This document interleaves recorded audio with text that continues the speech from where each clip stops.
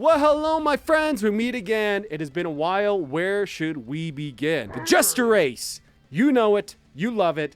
I love it. So let's talk about it here. Here today, I want to discuss 3 things which I think really makes this album very, very, very special, and I don't hear really discussed online very often. So let's get into it here.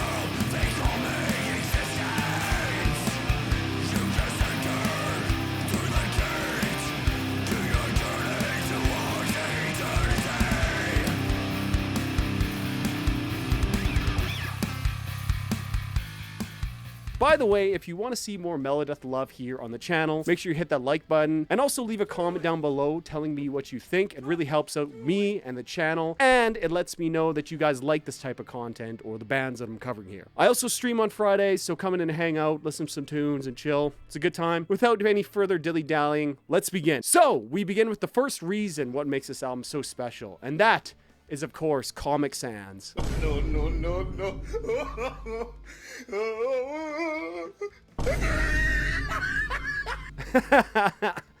No. No, I'm just kidding. I'm just kidding. All right, so let us begin with the real number 1 then, and that is this album is much more melodic than it is death metal.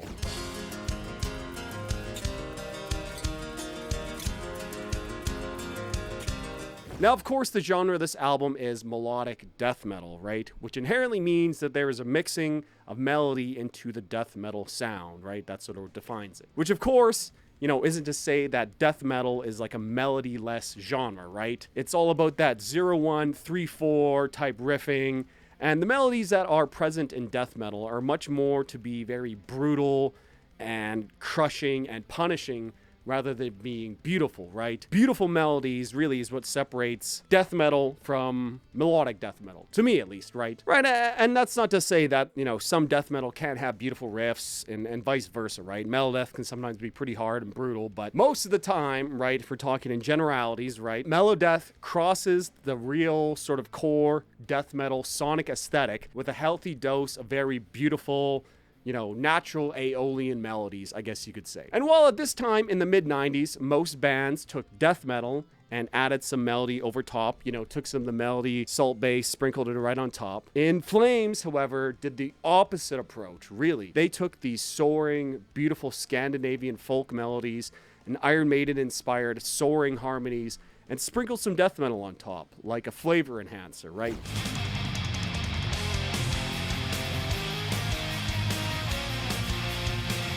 So instead of being death metal with melody, it's melody with death metal, to make it simple, right? And this, of course, isn't to say that, you know, Heartwork, Symbolic, Slaughter of the Soul are not beautiful melodic albums, right? Far from it. However, if you were to place these albums on a graph, right, they'd fall much more onto the death metal side. Whereas the Jester race here takes a much different approach to the style. One which I think is really, really evident from the first notes of the absolutely killer opening track, Moonshield, right? You can just tell right away that it's just a little bit different from the other melodic death metal of the time.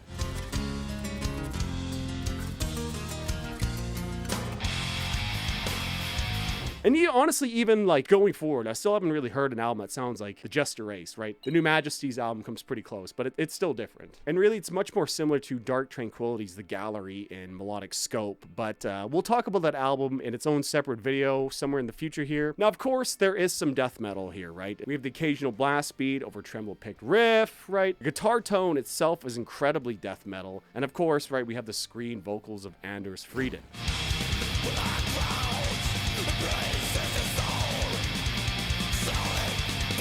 But the beautiful melodies remain at the very focal point of these songs, right? There's no real brutality here, much to the chagrin of many of the true cult people out there. There is only hauntingly beautiful melodies and soaring, melancholy, acoustic passages, right? And the desperate screams of Anders painting this bleak picture of humanity's future. Now, if you go online and read a lot of the reviews, you know, the lack of death metal seems to be a very sticking point for a lot of the people who seem to be confused or lost. It's of course not as heavy and as punishing as Slaughter of the Soul or as crushing and grinding as Heartwork, but it's not supposed to be, right? This is a melody first album. Death metal is simply the aesthetic canvas upon which the band paints their pictures upon, and that's a reason why I love it so much, right?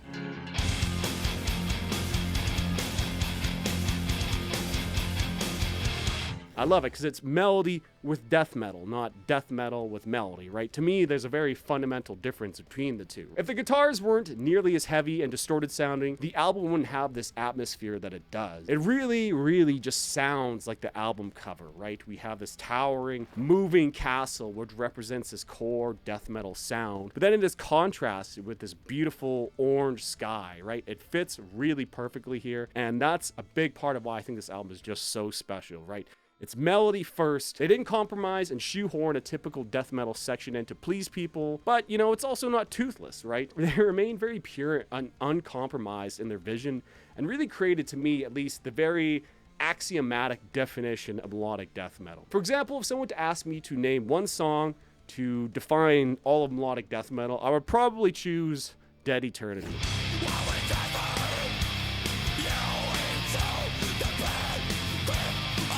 The whole thing is just fantastic. That is reason one here, guys. 2, this album is not afraid to use and repurpose songs. 2 of my favorite tracks on this album actually first appeared on the band's previous EP, Subterranean, before this, where they had a different singer and played in different tuning, a little bit different production, right? Those 2 songs being Dead Eternity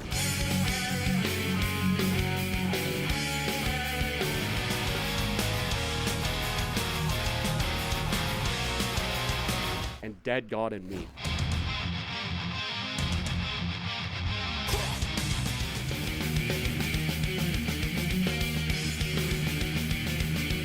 Now, Dead Eternity appears pretty much exactly the same on the Jester race as it did on Subterranean, but just in a lower tuning. But Dead God in Me was actually called The Unborn Lifeless from that same EP, and is a little bit different in the bridge section than the other one. They changed it up, but it's mostly the same. Now, if we include the Black Ash Inheritance version of this album, which is the one that I've always listened to, we also get Behind Space, which of course is a recreation of that same song off their debut album, The Lunar Strain.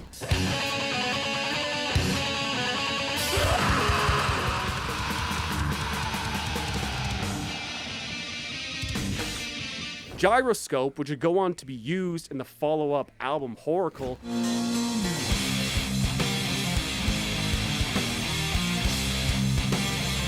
And Acoustic Medley, which is a medley of some of the songs in the album played acoustically. Right, simple, right?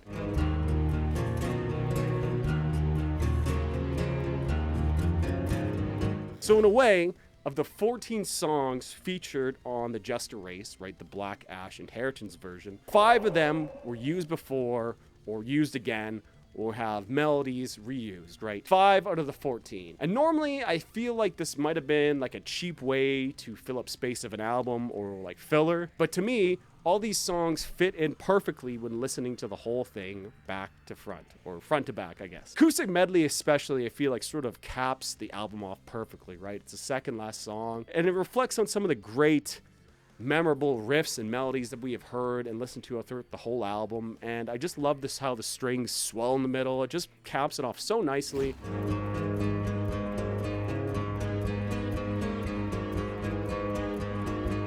And then, of course, right, it ends with Behind Space. And Behind Space sets the album and the whole vibe of the album, and is a really, really nice throwback to the debut, but with a new vocalist, of course, right? Song bangs, by the way. When I saw them live last year, they played live. That was fantastic. And then, of course, right, Gyroscope gives us a sneak peek at the more sort of vocal hook centered direction they would take the music on after this. And of course, right, Dead Eternity and Dead God in Me absolutely rip. I love the trim-picked riff after the intro break in Dead Eternity, and the whole bridge section in Dead God in Me is probably right up there with my favorite section of music in the whole album.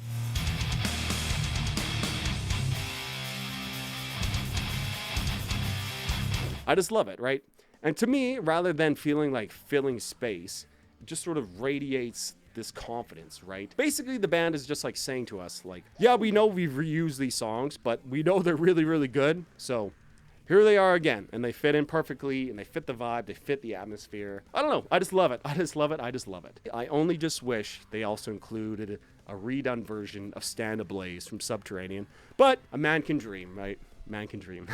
Number 3, this album uses space and dynamics extremely well in both production and songwriting. You see, almost every song in this album, including instrumentals, really has this very lifelike feel to it, right? It sort of breathes. The whole album just sounds very organic and lush, despite the really, really heavy and distorted tones on this album. Which, you know, let's talk about the guitar tone for a second here, guys. The guitar tone on this album is a lot closer to Left Hand Path or Massive Killing Capacity than I think most people realize. Like, if you take a second and really just focus on the guitar tone, it really is that Swedish, like, chainsaw sound, just a little bit less, you know what I mean?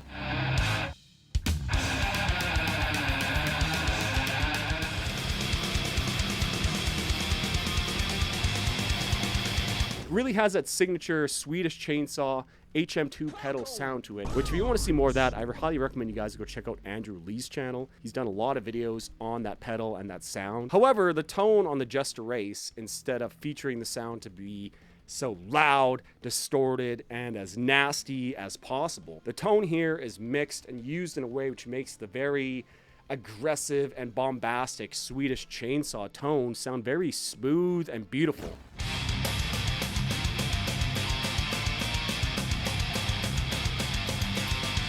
Really, the wall of distortion made by the HM2 pedal really just seems to like even out the tone and create this very like smooth and sort of almost lush sounding distortion and this wall of sound, especially when they're quad tracked. I believe a lot of these guitars are. You know, it just sounds really, really good. I love the tone here.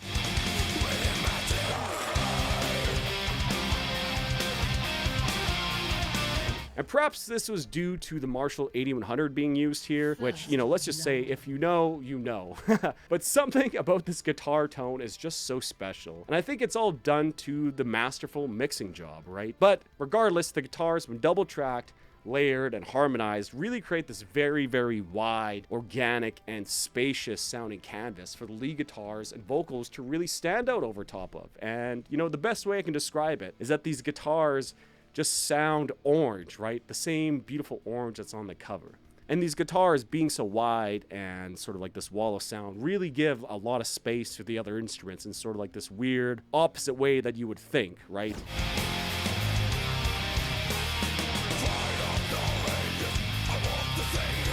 And the vocals are spacious in use as well. There isn't a lot of vocal layering done here at all, something which of course would become very integral to the In Flames sound going forward. But here, Anders sort of sounds like a lone voice crying out in this huge landscape of sound, right? His vocal cadences, patterns, and hooks here make really great use of space to great effect, especially on the songs Moonshield and December Flower.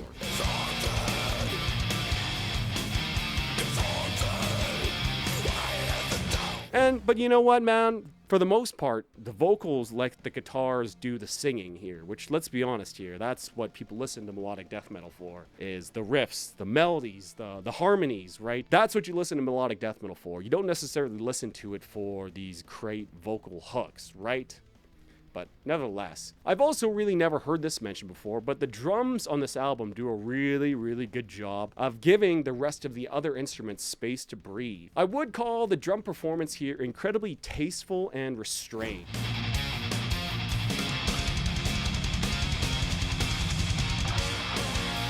And I think the big reason for this was the drummer, Bjorn, also played some lead guitar on this album, right? Now, this is all speculation and theory crafting and headcanon, But subconsciously, if you were drumming and knew you would be playing leads over top of these parts, wouldn't you want to give yourself extra space to do so? Right? If you have a drummer who's also a guitarist, he'll probably play the drums a little bit differently because he knows the guitars need the space in the mix itself, right? And he's not looking to, I guess you would say, like, pad his ego with these crazy fills and crazy patterns and very, very busy playing, right? He knows that he has his guitars to do later, right? It really, really just changes the mindset of a drummer, right? Now, the drum performance, while restrained, is still very energetic and upbeat and pushes the band forward, right? But the drum kit itself here has this very lovely, warm sound to it.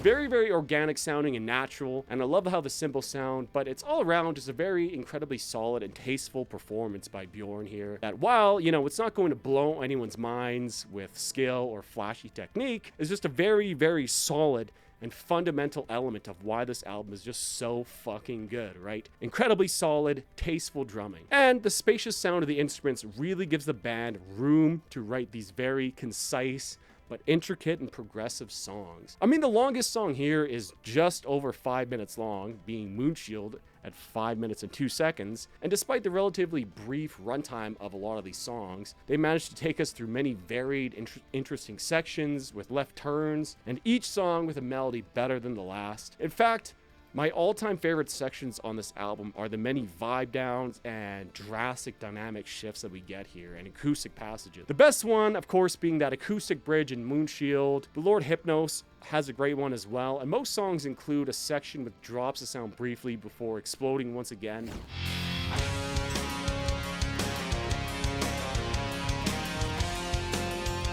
Making these songs feeling very exciting, dynamic, and engaging. And because of this, as well as the very concise songwriting, makes this album absolutely fly by when listening to it. Some of the best flow to an album ever, honestly, right? And, you know, I could talk about all the melodies, right, the great riffs and everything like that, but people have talked about that before. All right, so this is my excuse to talk about this album with some takes and things that I've noticed, and I almost never see brought up in discussion. So, what do you guys think about the Jester race? Should I go in more depth on this album? I've been Varvis.